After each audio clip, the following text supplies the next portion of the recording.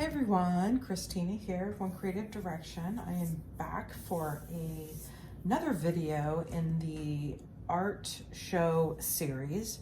I really hope that this information that I'm sharing is helping at least a few people out there. I know the reason that I'm really concentrating on this subject is, when I started, I really tried to do some searches on YouTube and just some typical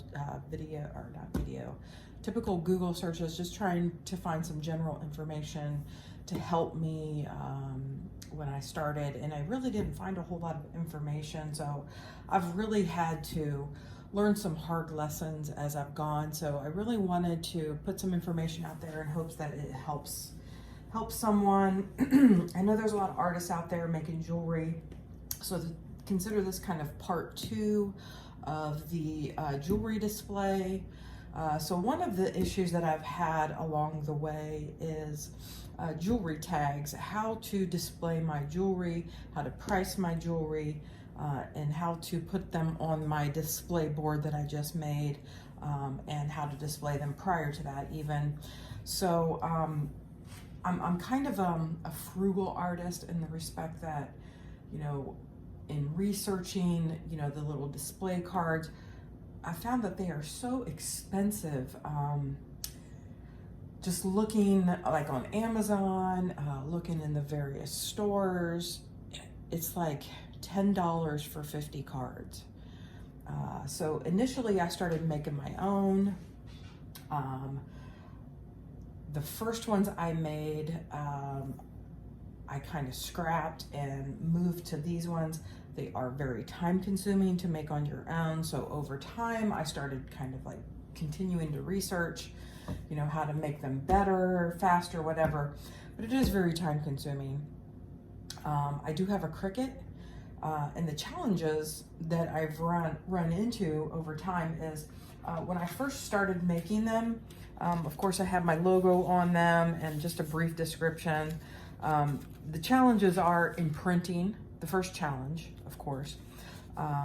So this is a really flimsy cardstock that I started out with. So of course, some of the jewelry is a little heavier. If you have a glass cabochon, then it's going to be a little heavy, depending on what setting you use.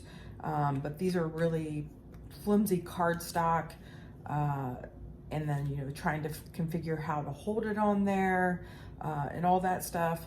And I moved from this flimsier cardstock to a little bit heavier cardstock. This one's a little, this one's a little heavier. And the challenge that I had with this heavier cardstock is that it wouldn't feed properly into my printer.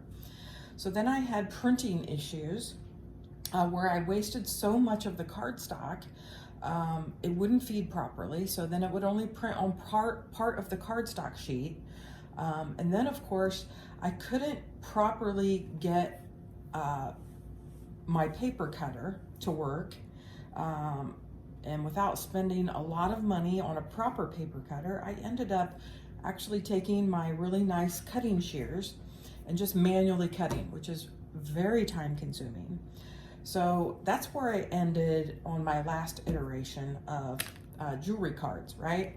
So I have, this is kind of the last of my jewelry cards, and they're on that really thick paper stock, right? So I've kind of been mulling around in my head of what I want to do next. And I kind of came up with this idea. I have a Cricut, and I thought initially I would buy some blank business cards and maybe print them on my Cricut with some Cricut markers. And I have Cricut markers.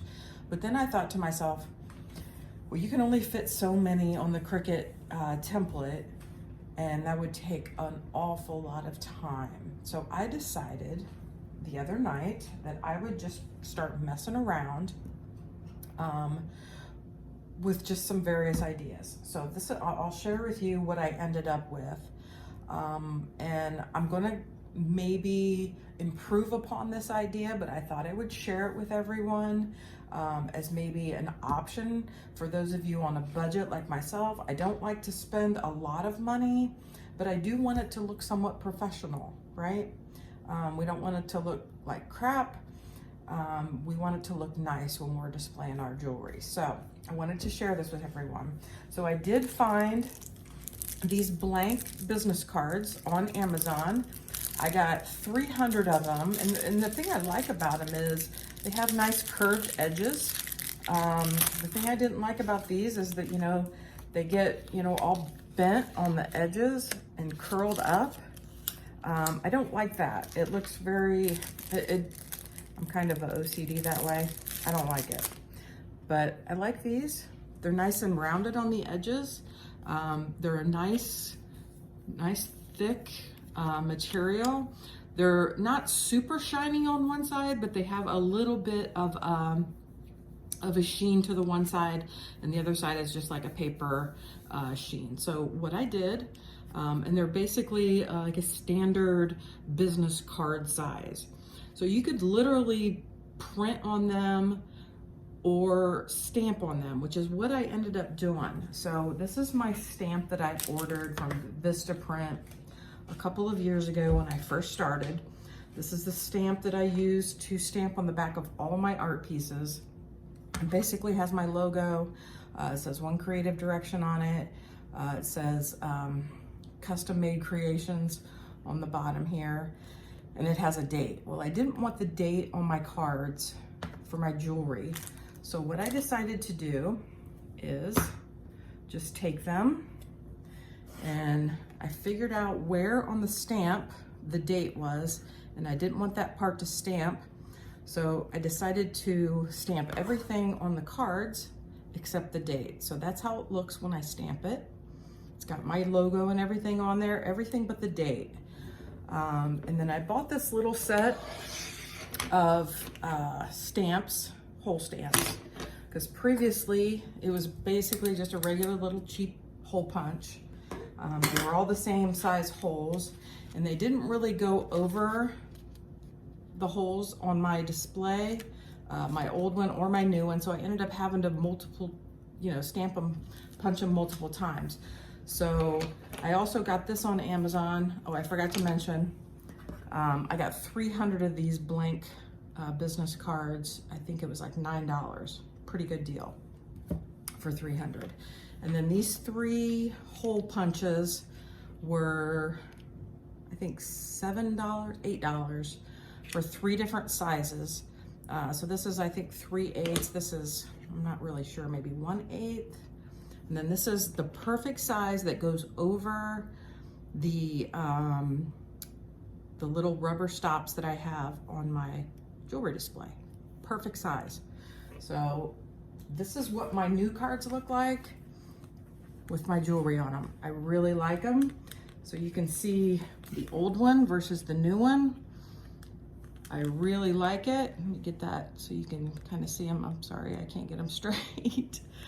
I don't like these little pointy corners. I think this looks a lot better this way. I really like the design much bigger of my logo. I may invest in a different stamp that's maybe got more color to it in the future. But for now, I think this works perfectly. And I think it looks a lot better. This fits over the top of the rubber tips, like I said. And I think it looks a lot better. I just had so much trouble with these like sticking and getting ripped and stuff. So that's what I wanted to share with y'all. I'll show you my bracelet ones. So this is the before bracelet. Like I said, it's so flimsy, and they were so big and they just flopped all over the place, and I kind of redesigned it, and they're so much more sturdy. Sorry, let me get you a better angle here. So much more sturdy. They don't flop all over the place. I feel like that looks so much better, right? And then here's the old earrings. They kind of dangle underneath, and they're just kind of all over the place. And then here's my new earrings. All right, there's the old, and there's the new. All right, that's what I wanted to share with everyone. Also, I always like to make myself a template. So these are my templates that I made. That way, when I make future ones, excuse me, I know where to put my holes, so I'm not going in blind. Excuse me, I got a little bit of a tickle in my throat. And I know which hole punch I used, since I have multiple sizes. I know which one works best. So yeah, let me know what you think in the comments. If you have any questions, let me know. Really appreciate your feedback if you have any feedback for me. But thanks for joining me. I hope this helps someone, and I'll catch you on the next one. Bye now.